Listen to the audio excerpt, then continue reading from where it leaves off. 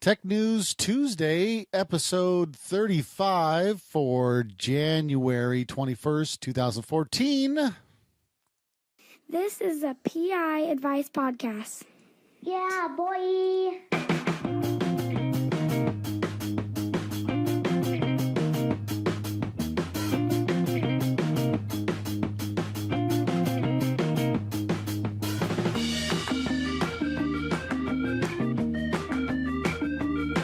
What's going on, everybody? This is Andrew with the Private Investigator Advice Podcast for Tech News Tuesday. It's a new thing we got going on here. This is going to be the Private Investigator Advice Podcast episode 35. We're just chugging along here, aren't we? So, big news yesterday during the playoffs. The Seattle Seahawks triumphed over the San Francisco 49ers. And looks like Denver beat the New England, the Patriots over there. So here's the thing. I grew up in California. I was a Niner fan all through my childhood, until I graduated and all that kind of good stuff. And then there just came a point somewhere along the line where I just didn't care about the Niners anymore. Steve Young was gone, Joe Montana, Jerry Rice, all these great players, and then they started, getting some players that I didn't think represented the 49ers very well, at least the way I envisioned them. So I just stopped caring about them. I didn't hate them or anything. I just I didn't get excited like I used to, when I was a kid, and it's hard not to get excited when the greatest quarterback of all time and the greatest receiver of all time are on the same team, and that's your team, right? I never really followed football, and I think that the first time I started following football again was this year, and it was all because of fantasy football. My wife's cousin got me involved in it, and it really wasn't about the football, but I started paying more attention to it, and I thought that was it was a lot of fun. Fantasy football, it's a whole nother podcast down the road. Anyways, and so my brother-in-law invited me over to his house with my family, and we went over there for this playoff game, and I was, two great teams. We got the Niners and the Seahawks. Both did very well this year, and that's why they were where they were. And I got there. We actually bought Seattle Seahawk T-shirts, and we all, as a family, had Seattle Seahawk T-shirts. And my brother-in-law's a huge Seahawk fan, and we walked in. He's like, I didn't know whether you were going to come in San Francisco or Seattle. I go, well, you guys have just kind of beat me down. You guys, the fans here are so awesome. I mean, there's great fans in San Francisco as well. Don't get me wrong, but it's just these. It's like they don't just wear Seattle Seahawks stuff on Sundays. These guys are wearing Seattle Seahawks stuff. I mean, it's just painted blue sometimes, this town. It's like you run into 10 people, 2 of them are wearing Seattle Seahawks something. That's just how this area is. And when they talk about the 12th man, this is a real thing. This isn't a made-up thing. And I kind of thought it was like a gimmick, like, okay, you're the 12th man. It's a real thing. It affects the way games go down. I went to a game this year with some family, and it's just this horrendous roar. Like you just your ears, you think you're still hearing it when you go home, when you're on your way home, you still hear how loud it is. It's just ridiculous, but it's a lot of fun too. So, what a great game they had last night. We got to see the whole thing, and they both did a great job.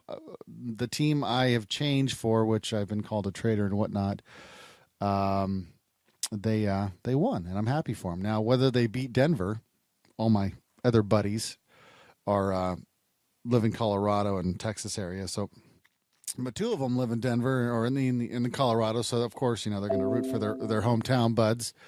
But it's going to be fun. It's going to be fun. So that's basically what's been going on with me. So I'm just supporting the Hawks. I'll be honest with you, I'm a new fan. I'm not a fan because of how well they did. I'm really kind of a fan because of the character of a lot of people on their teams. Some of them are a little more outspoken, and I might not necessarily, agree with, how out. Oh gosh, what is it? They're just very outspoken. Anyways, enough of that. Tech News Tuesday. I've had some things in the hopper, and I just thought were very fascinating with technology and how it's going to affect how we do investigations and maybe the lifestyle of a private investigator or what's going on in how technology is going to affect us, right? So I was just randomly listening to a podcast from NPR, and it was Science Friday. That's one of their I guess episodes. They do a great job, by the way, on their podcast. And it was called "Extracting Data from Photos in Our Eyes." And I'm like, what? Click. Let's listen. Let's listen in on this madness. And I can't remember the guy who was hosting the program, but he was interviewing a Rob Jenkins, who was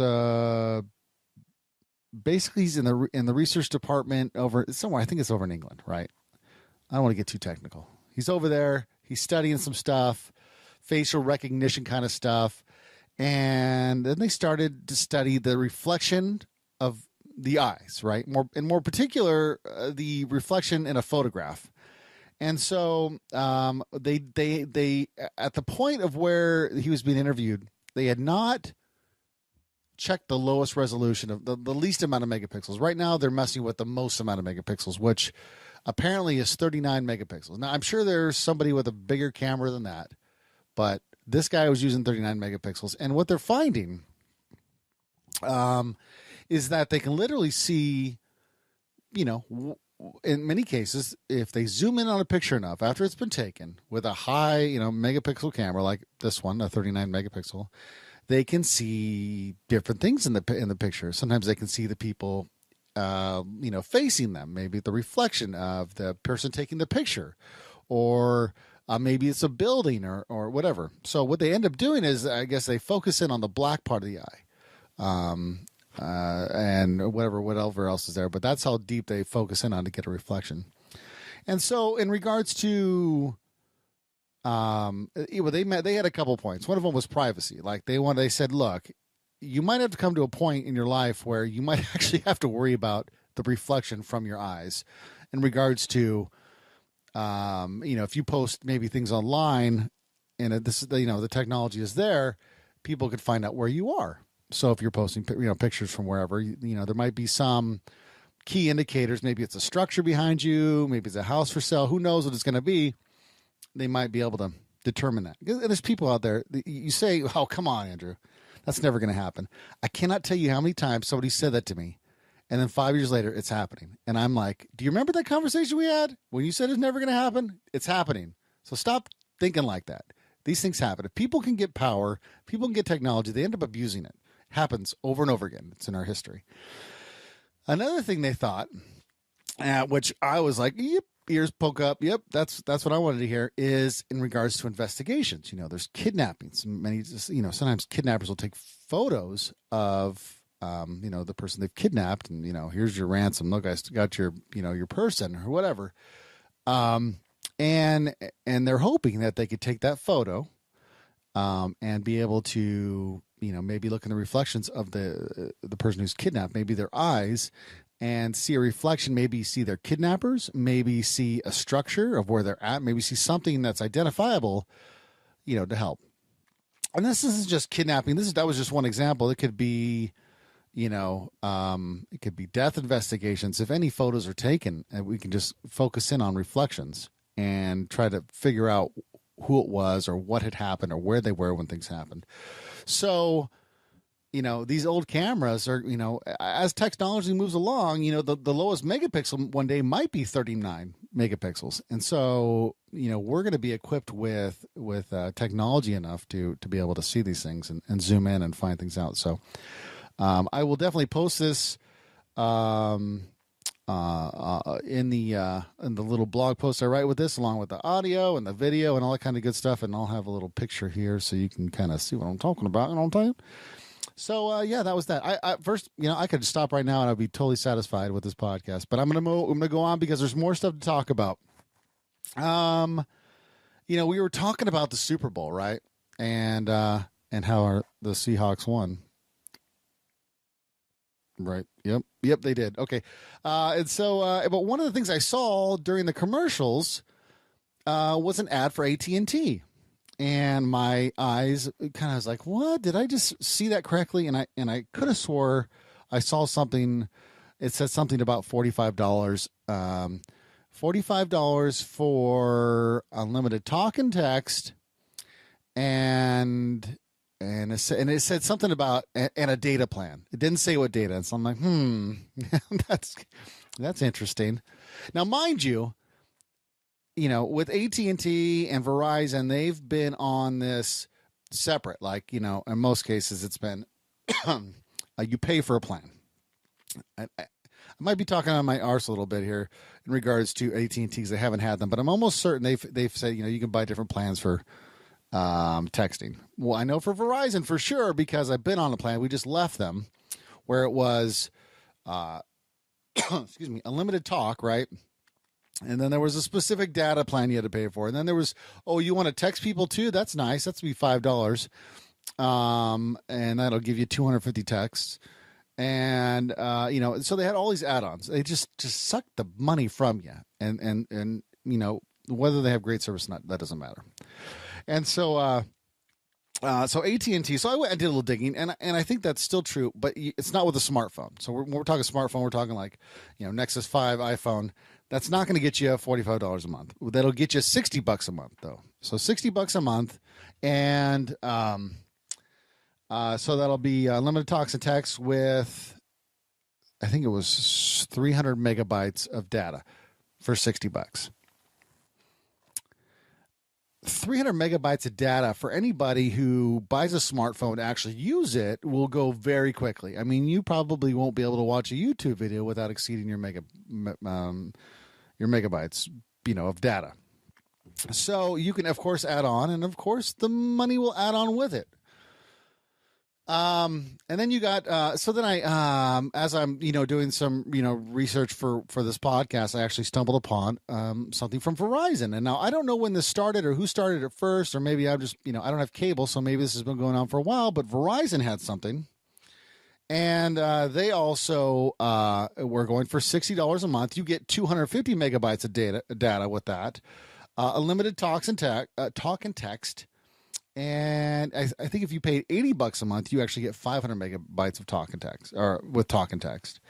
And they also have a big thing now where you can share data between devices, and which I don't think has ever been a thing before. And also, Verizon, I can for sure say they separated their data.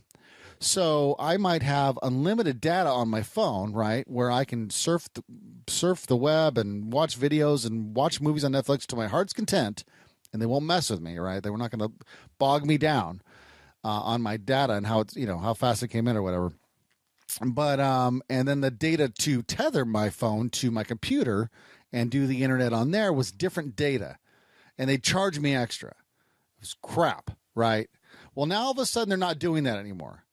And that really bothers me because here's the thing. First of all, I think they're scared of T-Mobile.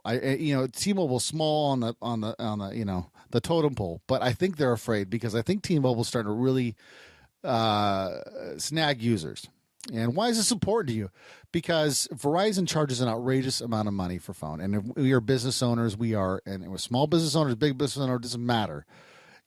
Sometimes you pay for the service, but I think people are starting to catch up, and it's starting to figure out how they can get around this extra money they're paying for services like Verizon and AT&T provide. And I do know my brother. In fact, I just had a conversation with the other day. He went over his. He couldn't have. He had unlimited data on his phone. And he noticed that after a certain amount of megabytes, and I don't remember what might have been gigabytes. After about 5 gigabytes, that his searching started slowing down dramatically, and he was pissed because his plan was unlimited. And so he calls him up, and they said, "Sir, yes, you have unlimited, but after a certain amount, you get whatever it's called. They lag you a little bit. They slow down your speed." Kind of like punishing you, but he says, "I have unlimited. I'm paying for unlimited, and you're bogging me down."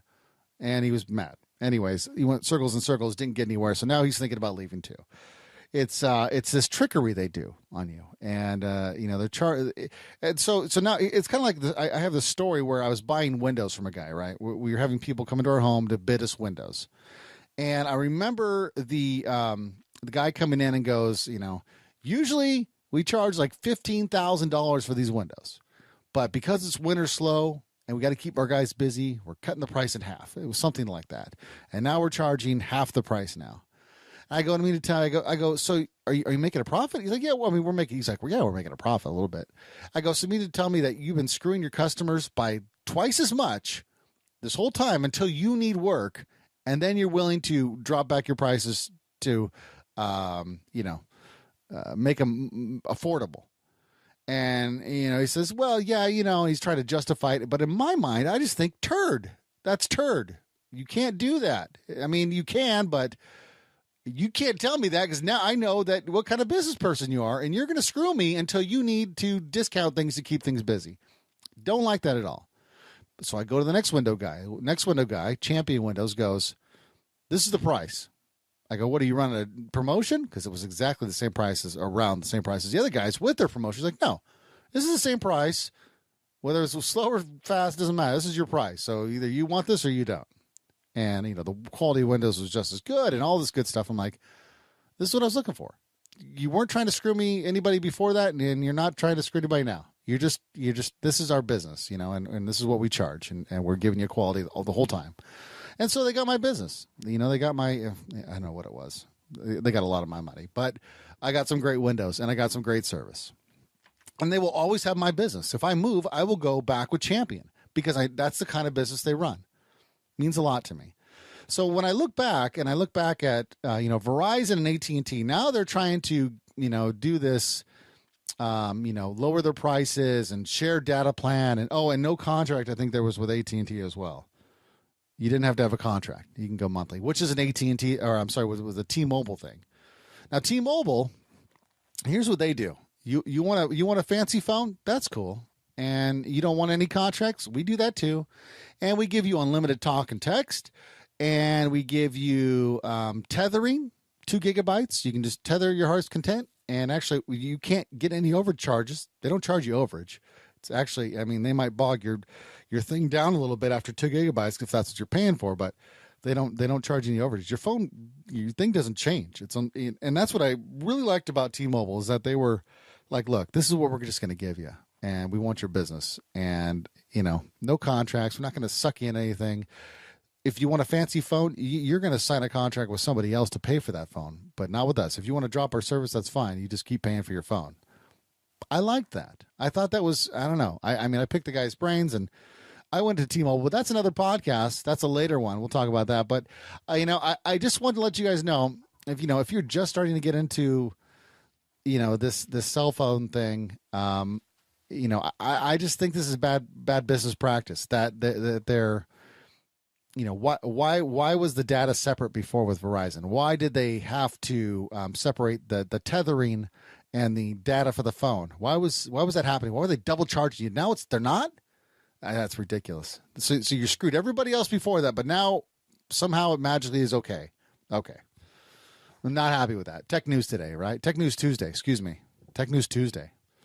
So keep that in mind when you're making your if maybe you're fed up with one of these service providers, just keep that in mind, how they've treated you and what they've charged you. Because I know that I was paying close to $300 a month for not a whole lot, not a whole lot more than I'm paying for service wise now. So we'll move on from there. That's my Verizon rant. Just really concerned about that. And if you want to keep down your costs, you should be concerned about it too. The next thing I want to talk about is smartwatches. Smartwatches. This is important because I think this is part of evolution in technology. We got the smartwear, we got the Google glasses, right? That's going to be a big thing that we're going to talk about in a future show. And I'm fascinated with, which I wasn't originally, but I'm kind of fascinated with the watches, and I think that kind of stemmed from my review of the camera watch, right? The spy watch, where you can take pictures and video and all that kind of good stuff. So I wanted something like that in a wearable, where not just a crappy spy cam watch that flickers. I want some technology behind it. I don't want it just straight from China, which I can live with that for now, but if I had to pay a little bit more for something quality, even with a warranty or something, let's get serious. That's what I'm looking for. Now, the first watch I'm going to talk about this week is the Pebble. Now, the Pebble was a Kickstarter watch where they basically said, look, we want to make this watch, and people donated to get this watch built. And by donating a certain amount, then they were like the first people off the assembly line. They got these watches, and it's evolved a little bit more since they originally started. But some of the things that this thing can do is right now, at least 9 months ago, I could tell you it did because I watched a review. It could tell you your text messages on your phone without you. And by the way, it connects to your phone. That's how it gets internet activity. It's not a standalone device. It needs your phone to do some of this stuff. But with that being said, it's got some cool features. Like, okay, so one of them was it could see your text messages. So maybe you don't want to pull your pocket out. Maybe you're having a conversation with somebody and somebody's text messaging you. You can look at your watch real kind of like, look at real quickly. Maybe you cross your arms or something and you can see what's going down. Someone's text messaging you, something important. You can screen calls. If someone's trying to call you, again, you feel your phone buzzing in your pocket. Maybe you just look at your watch, and what you can literally do is say, it'll say Joey's calling you, or it'll see the phone number. You could accept it, and your phone will go through your phone, or you can dismiss it, and the phone will go off, and you don't have to worry about it. What was the other thing it could do? So they got a new one out now, and they've connected some apps to it now. For the regular consumer, maybe this is kind of cool. You can connect to Yelp, see reviews for a restaurant real quick, see your ESPN scores. Sometimes it's important to people. And Foursquare, you can do like a quick check-in like you're at some restaurant, which is, again, cool for some people. But what I thought was cool in their latest, like they're partnering with all these people, right? They're partnering with Foursquare. They're partnering with Yelp and all that kind of good stuff. But what I thought was cool is they partnered with Mercedes-Benz. And when they were demonstrating the app at CES, they were able to see the diagnostics of the car. So by connecting through Bluetooth, they could see the tire pressure, which is some of these menus in these fancier cars. I know one of our cars does this. You can see the tire pressure on all four wheels, how good is the oil that's left in your car, the water temperature and, or whatever, the heat and whatever, you can, all these cool things. And basically by connecting it to your watch, you can go through the menu with your watch and see what's going on. If you have a low tire or whatever, you can see, what's going on. You don't have to go through the menu. So I just thought that the partnering alone was a good start for, maybe other things. But I also would like to see more of these watches. We've made these phones smaller. We have these iPhones that are little computers, which is still, I think the younger crowd these days probably takes it, for granted. Because these phones have come a long way if you think about it. From the being up like kind of like they did the Palms where it's just like it was your notepad on there to, the iPhone comes out, the Blackberries. Of course, I don't think Blackberries evolved at all, but you have these different technologies that come out over the years, and they're just getting bigger and better. And I'd like to see, and I think I found one, but it's not mainstream yet. But I'd like to see more. I'd like to watch a movie on my watch. I would like to take pictures like I do with my phone. How more covert would that be nowadays versus, with your phone? Everybody knows sometimes now, a little more standoffish. If you put your phone in front of your face nowadays, people think you're taking a picture sometimes. And then these screens are bigger, so if there's anybody behind you, they see what you're doing. And I've heard stories where, someone was trying to do something funny and videotape maybe someone in line, and then someone behind them took offense to it. So it's a little bit hard to be more covert using your phone for these things. Obviously we try to use things with timestamps. Not all these phones have timestamps.